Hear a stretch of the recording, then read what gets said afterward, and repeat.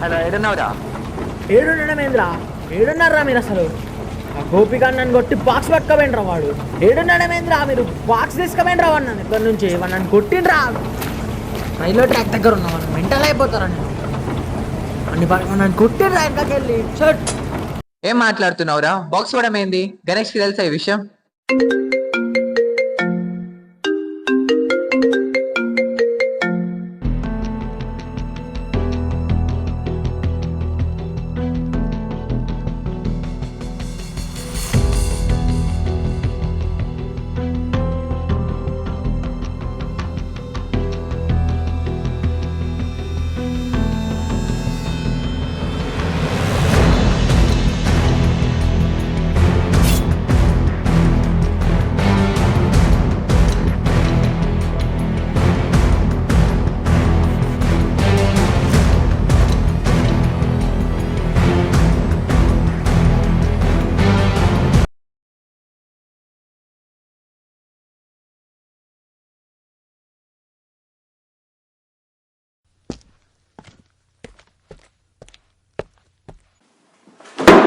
Box ఉన్నది గంజాయిరా తెలుసా?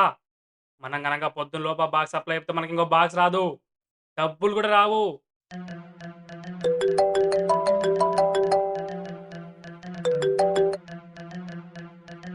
Hello hello Shankarrao, ఒక డీల్ ఉంది.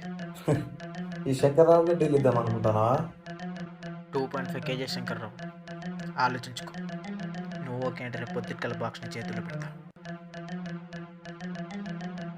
అరే మాల్ తీసుకోరా, మాట్లాడదాం. సరే శంకర్రావు.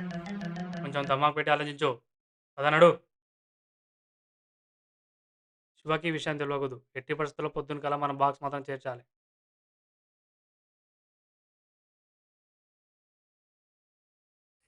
శివ, మొన్న బాక్స్ అప్లై చేయడానికి గణేష్ వాళ్ళని పిలిచావు కదా, వాళ్ళు వచ్చిర్రు. లోపల రమ్మను. 2.5 ఎప్పట్లాగే, కాకపోతే ఈసారి కొంచెం వెయిట్ ఎక్కువ అయింది. ఎప్పటికల్లా చేర్చాలి. మార్నింగ్ అలా జాగ్రత్త. ఏంటి కొత్తగా సప్లై తీసుకున్నారు కొంచెం పెద్దోళ్ళు. గోపి వాళ్ళు వచ్చి బాక్స్ తీసుకెళ్తారు.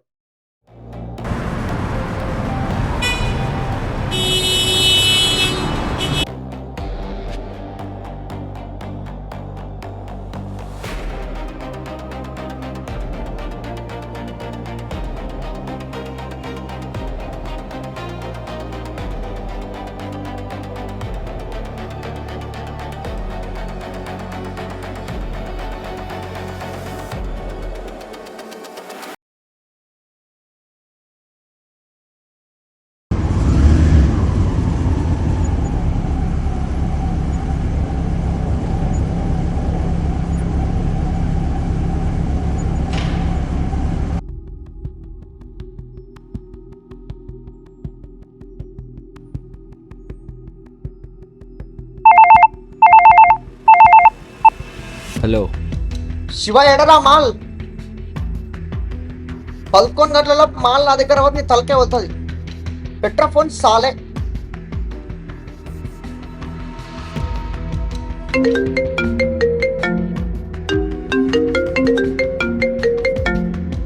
అప్పుడు బాక్స్ సప్లై చేయలేదా? అన్నా తప్పు జరిగిందన్నా. అన్నా అది కాదన్నా, గోపి గారు బాక్స్ తీసుకొని పారిపోయిందన్నా.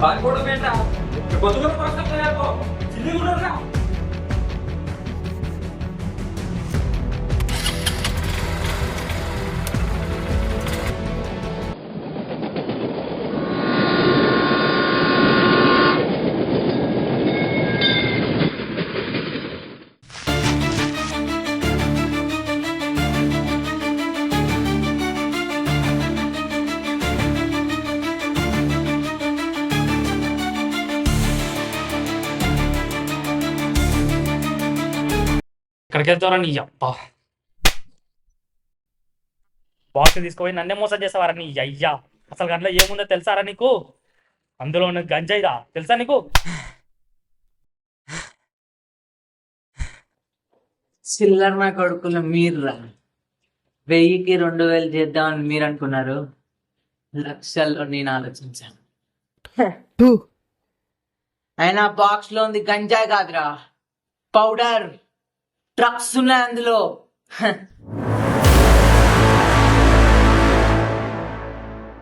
80 లక్షలు విలువ తెస్తాయి. 80 లక్షలు. అక్రమ్ భాయ్, హలో గోపికు, నువ్వు తీసుకెళ్లే బాక్స్ లో గాంజా కాదు, డ్రగ్స్ ఉన్నాయి. ఆ బాక్స్ తీసుకొని నువ్వు వెంటనే పారిపో, అర్థమైందా? సరే.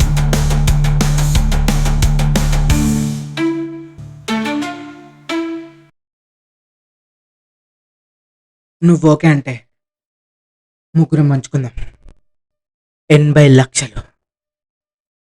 80 లక్షలు. పంచుకోవడం ఏంట్రా? పంచుకుంటే 40-40, అదే తెంచుకుంటే 80. పంచుకోవడం ఏంట్రా?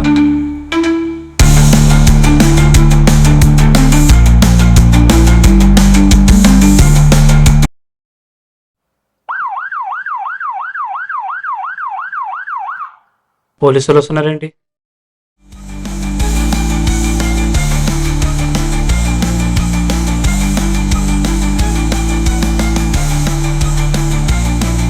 Hello police station.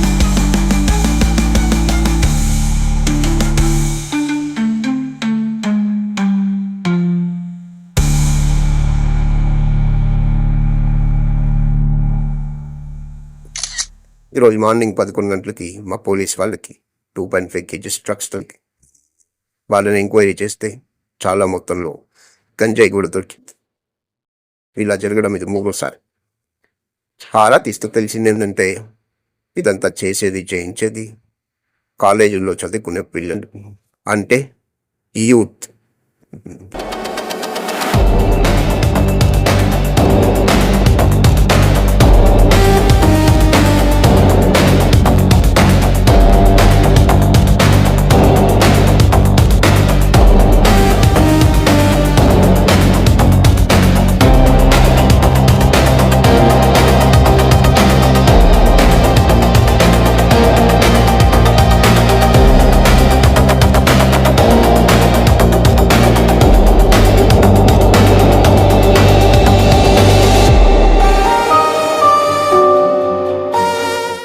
వీళ్ళ వెనుక ఎవ్వరున్నా వదిలిపెట్టేది లేదు. వీళ్ళ వెనుకలు ఉన్న వాళ్ళందరికీ చట్ట ప్రకారం కఠినమైన శిక్ష విధించబడుతుంది. Thank you so much. ఇదంతా చూస్తే తప్పెవరిది అనే సందేహం వచ్చింది కదా. తప్పెవరిది? తప్పు వాళ్ళ పరిస్థితులది. ఆ పరిస్థితులను దాటలేకపోయిన వీళ్ళందరిది తప్పే. ఇక్కడ పరిస్థితులు అంటే డబ్బు, భయం, అత్యాస, వ్యసనం, ఇంకా చాలా. అలాంటి పరిస్థితుల్ని అబ్దుల్ కలాం అనే ఒక యువకుడు తన కళ్ళతో దాటాడు కాబట్టి మిసైల్ మ్యాన్ ఆఫ్ ఇండియా అయ్యాడు. అలాంటి పరిస్థితుల్ని సచిన్, రమేష్ టెండూల్కర్ అనే ఒక యువకుడు తన కళ్ళతో దాటాడు కాబట్టి గాడ్ ఆఫ్ క్రికెట్ అయ్యాడు. అలాంటి పరిస్థితుల్ని కొనిదెల శివశంకర వరప్రసాద్ అనే ఒక యువకుడు తన కళ్ళతో దాటాడు కాబట్టి చిరంజీవి అయ్యాడు. అందుకే అన్నారు, ఒక దేశ సంపద నదులు కాదు, అరణ్యాలు కాదు, కలల ఖనిజాలతో చేసిన యువత అని. దేశం అంటే మనమే, దేశం అంటే నువ్వే. నువ్వు బాగున్నా బాగుపడినా దేశం బాగున్నట్టే, బాగుపడినట్టే. మంచి ఆలోచనలతో ముందుకు నడుద్దాం, దేశాన్ని ముందుకు నడిపిద్దాం. జై హింద్.